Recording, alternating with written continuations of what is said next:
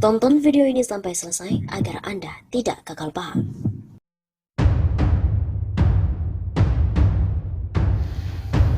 Sobat Namimastu Safa, kembali lagi bersama dengan kami untuk mengulas fakta-fakta perpolitikan dan juga informasi terkini di tanah air.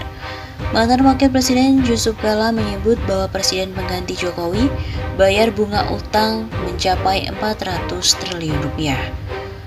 Wakil Presiden Republik Indonesia periode 2014-2019 Yusuf Kala mengungkap tantangan yang akan dihadapi calon presiden pengganti Jokowi pada periode 2024. Tantangan itu adalah harus bisa membayar utang pemerintah yang bernilai triliunan rupiah. Dia juga mengungkapkan kriteria calon presiden yang cocok memimpin Indonesia pada tahun 2024-2029.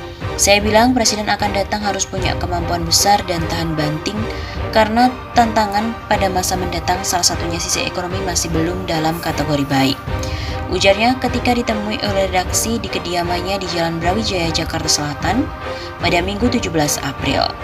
Ketua Dewan Masjid Indonesia atau DMI ini mengatakan angka utang pemerintah terus mengalami kenaikan selama pandemi COVID-19.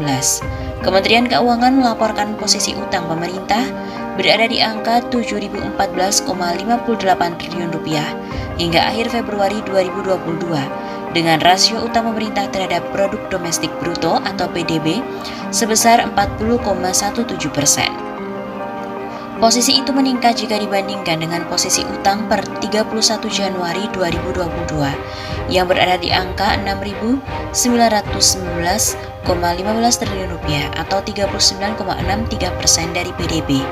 Ini artinya ada pertambahan utang sebanyak 95,43 triliun rupiah dalam waktu hanya 1 bulan saja.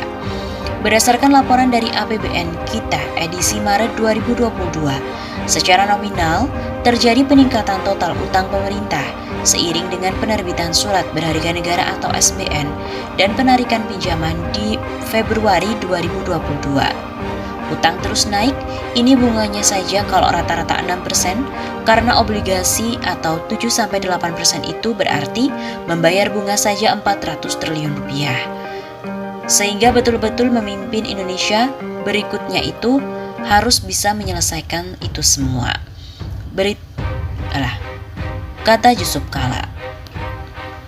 Diberitakan bahwa mantan Wakil Presiden RI Yusuf Kala mengatakan Presiden Indonesia selanjutnya harus memiliki kemampuan yang besar dan juga tahan banting. Salah satu alasannya karena harus membayar utang Indonesia. Yusuf Kala juga mengungkap kriteria calon presiden yang bisa memimpin Indonesia pada periode selanjutnya. Menurutnya, presiden berikutnya harus tahan banting. Saya bilang presiden akan datang harus punya kemampuan besar dan juga tahan banting, ujar Yusuf Kala. Bukan tanpa sebab Yusuf Kala berbicara seperti itu. Ia menyebutkan salah satu tantangan calon presiden yang akan menggantikan Jokowi selanjutnya adalah bisa membayar utang Indonesia yang terus melonjak. Yusuf Kala juga mengungkapkan membayar utang bunganya itu rata-rata 6%, sudah mencapai 400 triliun rupiah. Jumlah itu baru hitungan untuk bunga, belum keseluruhan utang Indonesia. Utang terus naik, ini bunganya saja rata-rata 6%, karena obligasi atau 7-8% itu berarti membayar bunga 400 triliun rupiah. Karena itu Ketua DMI ini mengingatkan siapapun pemimpin Indonesia selanjutnya harus bisa menuntaskan persoalan utang di tanah air. Sehingga betul-betul pemimpin Indonesia berikutnya harus bisa menyelesaikan itu semua. Apalagi, belum ada jaminan apakah perekonomian di masa yang akan datang akan membaik ataupun justru malah semakin memburuk. Karena tantangan pada masa mendatang salah satunya sisi ekonomi masih belum dalam kategori yang baik. Begitu imbungnya. Menurut Yusuf Kala, angka utang pemerintah terus mengalami kenaikan yang signifikan selama pandemi COVID-19. Berdasarkan laporan Kementerian Keuangan, posisi utang pemerintah berada di angka 7.014,58 triliun rupiah sampai dengan akhir Februari 2022.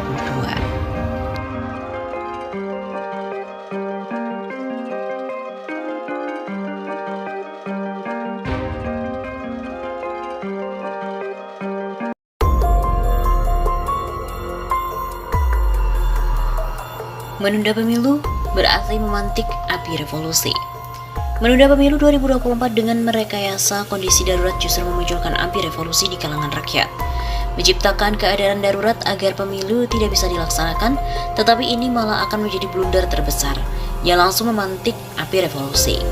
Begitu kata Managing Director Political Economy and Policy Studies, Antoni Budiawan dalam artikel yang berjudul Kudeta Konstitusi, blunder terakhir bisa fatal memantik api revolusi. Kata Antoni, rakyat tahu bahwa kondisi darurat tersebut adalah rekayasa. Dalam sekejap pemerintah bisa jatuh, waspadalah. Begitu jelasnya. Menurut Antoni, upaya dilakukan untuk memenuhi nafsu kekuasaan, memperpanjang masa jabatan. Pertama, membangun opini melalui Lab 45 dan lembaga survei bahwa mayoritas masyarakat masih menginginkan Jokowi sebagai presiden, sehingga diperlukan penundaan pemilu. Alasannya, mesin Big Data Lab 45 menangkap keinginan dari masyarakat, sedangkan lembaga survei mengatakan kepuasan masyarakat terhadap Jokowi mencapai 70% lebih, bahkan 73,9%. Yang kedua adalah propaganda dilakukan oleh Menteri Investasi Bahlil dan 3 ketua umum parpol, Muhaimin Iskandar dari PKB, Zulkifli Hasan dari PAN, dan juga Erlangga Hartarto dari Golkar. Mereka kompak minta penundaan pemilu sekitar 1, 2, atau 3 tahun. Upaya memperpanjang jabatan, kata Antoni. Yang ketiga, Erlangga bertemu dengan Surya Paloh, Ketum Nasdem. Luhut melalui wawancara dengan Deddy Corbuzier mengatakan mengungkap aspirasi masyarakat mendukung penundaan dari pemilu. Mungkin mereka berpendapat kalau partai politik sepakat, rakyat bisa apa? Masyarakat dianggap hanya kerikil kecil yang tidak berarti. Kedaulatan rakyat hanya dianggap sebagai sampah. Tapi semua ini kandas, masyarakat terus melawan. 6 partai politik rupanya mendengar pekikan rakyat dan serta-merta menyatakan menolak penundaan pemilu. Bahkan dukungan untuk amandemen konstitusi juga ditarik kembali. Khawatir disusupkan penumpang gelap kudeta konstitusi. Yang keempat, kata Antoni, blunder semakin parah dan brutal. Menunjukkan kondisi objektif semakin kalap, Asosiasi Pemerintah Desa Seluruh Indonesia atau APDESI juga diobrak-abrik. Mereka yang seharusnya tidak berpolitik praktis diseret untuk deklarasi Jokowi 3 periode. Namun hanya dalam hitungan jam semua terbongkar. Ternyata APDESI tersebut bukan organisasi sah yang dimana terdaftar versi Kemenkumham. Hancur sudah reputasi Luhut dan Jokowi, semua mengarah pada kebohongan besar. Masyarakat menduga kuat bahwa rencana perpanjangan masa jabatan ini sebenarnya keinginan petinggi istana, Luhut, bahkan Jokowi sendiri. Indonesia menuju negara diktator. Pengertian dan definisi diktator merupakan kepala pemerintah atau pemimpin politik yang mempunyai kekuasaan absolut, merampas kedaulatan rakyat. Kekuasaan diperoleh dengan cara paksa. Dictatorship adalah negara diktator. Menjadi tirani yaitu sebuah negara yang diperintah oleh seorang atau sekelompok kecil dari diktator.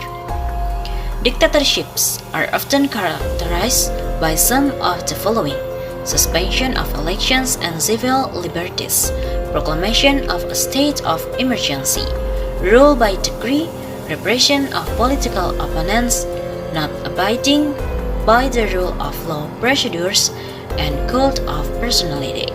Artinya, penundaan pemilu dan pembatasan kebebasan sipil, pernyataan keadaan darurat, memerintah dengan dekrit, depresi lawan politik, tidak mematuhi hukum dan konstitusi, dan kultus perorangan. Begitulah karakteristik negara diktator. Selain itu, dictatorships are often one-party or dominant party states. Some dictators have been masters of crowd manipulation, such as Mussolini and Hitler. Others were more prosaic speakers, such as Stalin and Franco.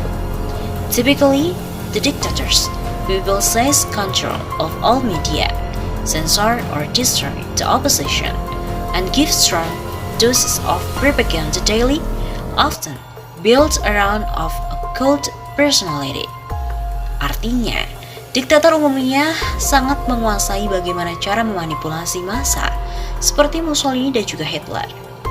Biasanya, diktator merebut kendali media, menyensor atau menghancurkan oposisi, dan memberikan dosis propaganda yang kuat setiap hari, seringkali dibangun di sekitar kultus perorangan. Benih-benih negara diktator dan tirani membuat undang-undang bertentangan dengan konstitusi, seperti terbukti dari hasil uji materi di MK. Contohnya Perpu nomor 1 tahun 2020 yang kini menjadi Undang-Undang nomor 2 tahun 2020. Kedua adalah Omnibus Law Undang-Undang Cipta Kerja.